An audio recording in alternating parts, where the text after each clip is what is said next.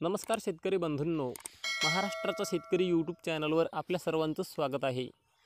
शेतकरी बंधूंनो, हरभरा पिकाचं पाणी व्यवस्थापन कशा पद्धतीने केलं पाहिजे, हरभरा पिकाच्या कुठल्या अवस्थेमध्ये हरभरा पिकाला पाणी देणं आवश्यक आहे आणि कुठल्या अवस्थेमध्ये हरभरा पिकाला पाणी देणं आपण टाळलं पाहिजे, त्याचबरोबर हरभरा पिकाला तुषार सिंचन पद्धतीचा वापर करावा की मग दांडानं पाणी द्यावं, याबद्दलची संपूर्ण माहिती आपण आजच्या या व्हिडिओमध्ये बघणार आहोत। त्यामुळे व्हिडिओला कुठेही स्किप न करता शेवटपर्यंत बघा। शेतकरी बंधूंनो, हरभरा हे एक पाण्याला अत्यंत संवेदनशील असं पीक आहे। हरभरा पिकाला जास्त प्रमाणात पाणी झाल्यास हरभऱ्याच्या पिकाची अतिरिक्त वाढ होते, म्हणजेच हरभऱ्याचं पीक बाबरतं आणि यामुळे हरभऱ्याच्या पिकाला कमी प्रमाणात फुले आणि घाटे लागून आपल्या उत्पादनामध्ये सुद्धा घट निश्चितच येते। त्यामुळे हरभऱ्याच्या पिकाला जास्त पाणी देऊन चालत नाही, त्यामुळे योग्य प्रमाणातच पाणी हरभऱ्याच्या पिकाला देणं गरजेचं आहे। तर शेतकरी बंधूंनो, हरभऱ्याच्या पिकाला कुठल्या अवस्थेमध्ये आपल्याला पाणी द्यायचं नाही जेणेकरून आपल्या उत्पादनामध्ये घट येणार नाही। तर शेतकरी बंधूंनो, हरभऱ्याच्या पिकाला फुलं लागायला सुरुवात झाल्यापासून ते हरभरा पिकाचे जवळपास 50 ते 60% घाटे तयार होईपर्यंत, म्हणजेच हरभरा पिकाला 30 ते 40% फुले आणि 50 ते 60% घाटे तयार होईपर्यंत आपल्याला पाणी द्यायचं नाही। म्हणजेच हरभऱ्याच्या पिकाला फुलं यायला सुरुवात झाल्यापासून ते हरभऱ्याचं पीक जवळपास 50 ते 60% घाटे आणि 30 ते 40% फुलं या अवस्थेत येईपर्यंत आपल्याला पाणी द्यायचं नाही। अशा अवस्थेमध्ये जर आपण पाणी दिलं, म्हणजेच हरभऱ्याच्या पिकाला फुलं लागलेली असताना किंवा फुलं लागायला सुरुवात झाल्यावर आपण जर पाणी दिलं, तर अशावेळी हरभऱ्याच्या पिकाची अतिरिक्त वाढ व्हायला सुरुवात होते आणि झाडं जवळपास वेलीसारखे वाढायला लागतात आणि खूप गुडघ्यापेक्षाही जास्त हरभऱ्याच्या पिकाची वाढ होते आणि जमिनीमध्ये ओलावा जास्त असल्यामुळे हरभरा पिकाची अतिरिक्त वाढ होते, त्याला फुलं येण्याचं प्रमाण कमी राहतं, त्याचबरोबर घाटेसुद्धा हरभऱ्याच्या पिकाला कमी लागतात। त्यामुळे शेतकरी बंधूंनो, जोपर्यंत हरभरा पीक फळावर आहे तोपर्यंत हरभऱ्याच्या पिकाला आपण पाणी देऊ नका। यामध्ये महत्त्वाचा मुद्दा म्हणजे बऱ्याचशा शेतकऱ्यांनी हलक्या जमिनीवर हरभऱ्याची पेरणी केलेली असते किंवा काही जमिनींना लवकर पाणी द्यावं लागतं आणि शेतकरी बंधूंनो, ज्यावेळी आपलं हरभऱ्याचं पीक फुलावर आहे आणि त्यावेळी जर आपलं हरभऱ्याचे पीक उन्हामध्ये सुकत असेल, तर अशावेळी आपण निश्चितच पाणी द्या जेणेकरून आपला हरभरा पीक वाया जाणार नाही।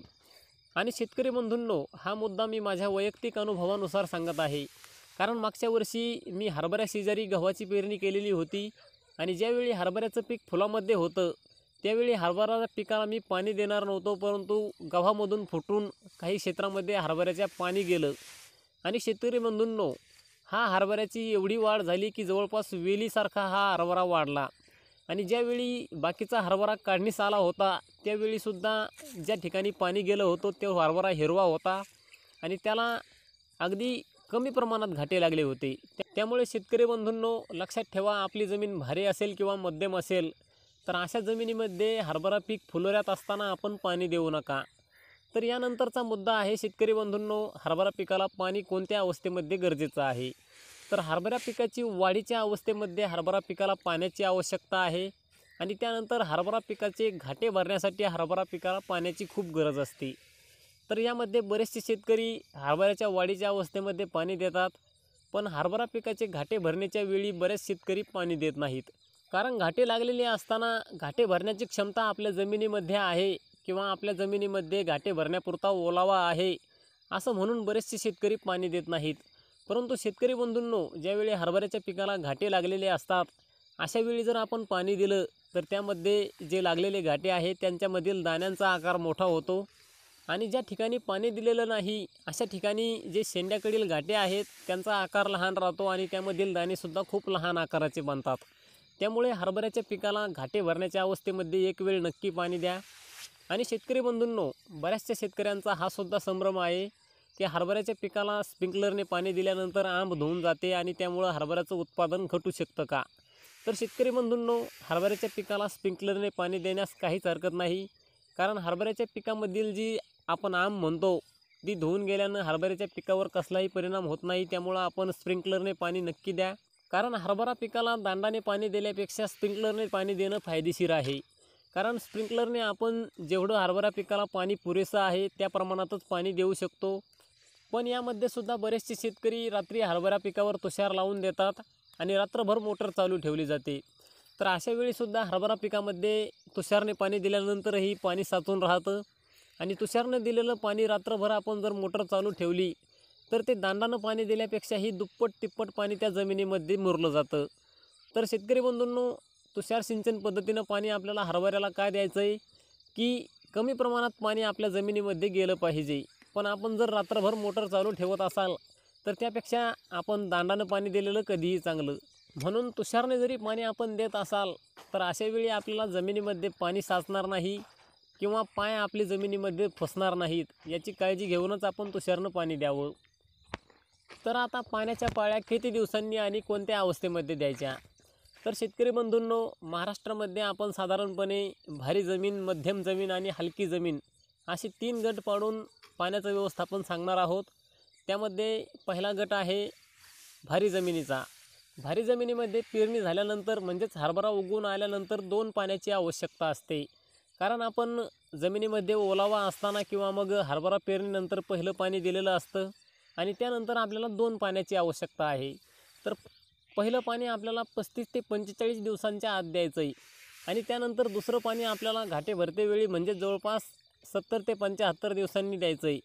यापेक्षा जर आपण सोप्या भाषेमध्ये सांगायचं म्हणलं तर हरभरा पिकाला फुलं लागण्या अगोदर आपल्याला एक पहिलं पाणी द्यायचं आहे आणि दुसरं पाणी आपल्याला 50 ते 60% घाटे आणि 30 ते 40% फुले या अवस्थेमध्ये द्यायचं आहे.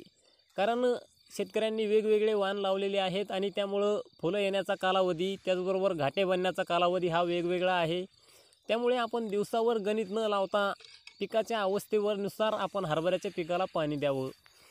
त्यानंतर मध्यम जमिनीमध्ये हरभरा उगवून आल्यानंतर साधारणपणे 3 पाणी द्यावे. त्यामध्ये पहिलं पाणी 20 ते 25 दिवसाला, दुसरं पाणी 40 ते 45 दिवसाला आणि तिसरं पाणी 70 ते 75 दिवसाला.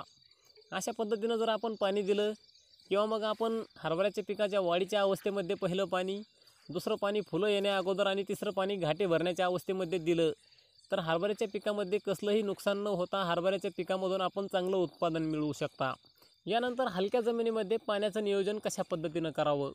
तर शेतकरी बंधूंनो, हलक्या जमिनीमध्ये आपल्याला हरभरा पिकाच्या गरजेनुसार पाणी द्यायचं आहे. ज्यावेळी आपल्या हरभऱ्याच्या पिकामध्ये भेगा पडायला सुरुवात होते किंवा आपल्याला वाटलं सध्या पाण्याची गरज आहे तर अशावेळी आपण नक्की पाणी द्या, जेणेकरून आपलं हरभऱ्याचं पीक उन्हामध्ये सुकणार नाही, त्याचबरोबर आपल्या जमिनीला भेगा पडणार नाही. तर शेतकरी बंधूंनो, अशा पद्धतीनं आपण पाण्याचं योग्य व्यवस्थापन करा, आपल्या हरभऱ्याचं पीक एकदम जबरदस्त येईल. तर हा व्हिडिओ आपल्याला कसा वाटला कमेंटमध्ये सांगा. व्हिडिओ आवडल्यास लाईक करा, शेअर करा आणि जे शेतकरी आपल्या चॅनलवर नवीन आहेत अशा शेतकऱ्यांनी आपलं चॅनल सबस्क्राईब करून समोर येणारं बेल आयकॉन नक्की दाबा.